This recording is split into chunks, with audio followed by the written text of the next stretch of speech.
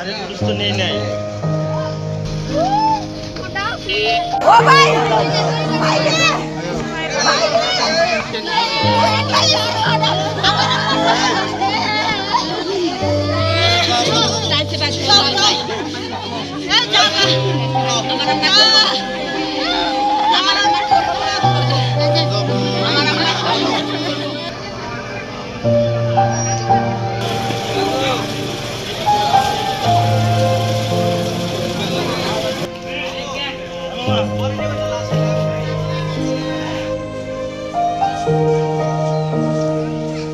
সবার কাছে মাননীয় প্রধান উপদেষ্টার কাছে আমার চাওয়া যে এইভাবে একটা সৎ এবং নিষ্ঠ সংবাদ প্রচার করতে গিয়া নিঃশর্তভাবে তার অকালে তার প্রাণটা দিতে হইল।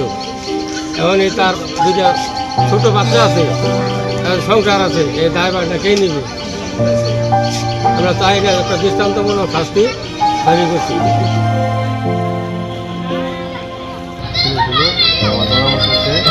কার্যকরী কাছে প্রায় 10-12 বছর হয়ে গেছে। এখানে ওষুধের দোকানদারি করছো, ব্যবসা করছো, তারপরে ওষুধ কোম্পানি চাকরি করছো, মানে ফাঁকে ফাঁকে সাংবাদিক কাজ করছো। ছাড়া ওই ভিডিও করবার গিয়া তাকে নির্মমভাবে হত্যা করছে।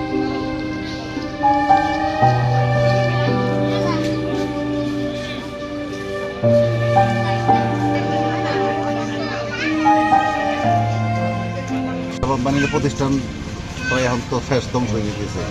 এটার সরকারে কী করবে আপনারা চিন্তা ভাবনা করে দেখেন এবং আপনারা বলেন। একটা লোক সাংবাদিকতা করতে যায় যদি নির্মমভাবে হত্যা হয়, তাদের তো ছেলে মেয়েদের কোনো ভবিষ্যৎ আছে, এদের কী হবে?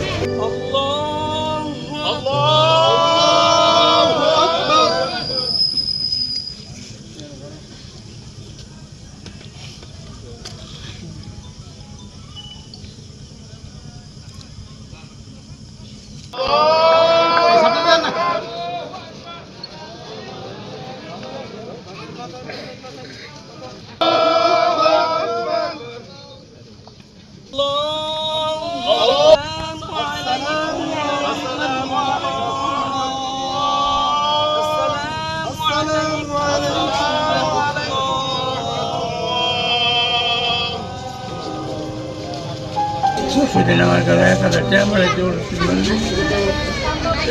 ওষুধ লড়াই করতে কারখানা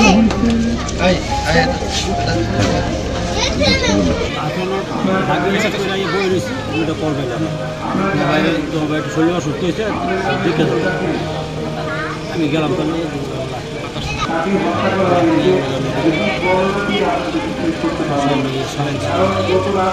তিনটার সময়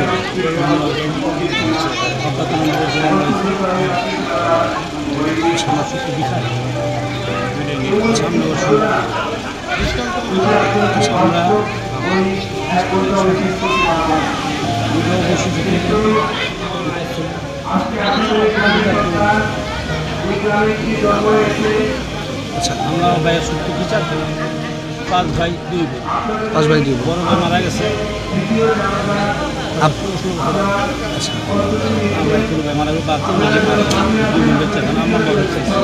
ইলেকট্রনিক্স মিডিয়াতে যেভাবে দেখেছি তাকে নির্মমভাবে কুপিয়ে হত্যা করা হয়েছে, এটার মানে ভাষা, নিন্দা প্রকাশ করার ভাষা আমাদের নেই।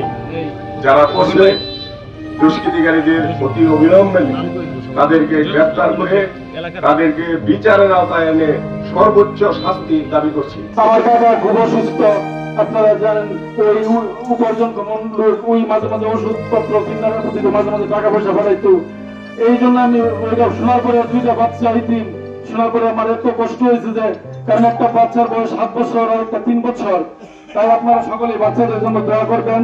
এবং যদি উনি দীর্ঘদিন ফুলবাড়িয়া থাকছেন, আল্লাহর স্কুলে লেখাপড়া করেছেন, আপনারা যদি কোনো আচার ব্যবহারে কোনো কষ্ট পেয়ে থাকেন তাহলে আল্লাহর রাস্তায় তার পক্ষ থেকে আমি ক্ষমা চাচ্ছি, তাকে ক্ষমা করে দেবেন।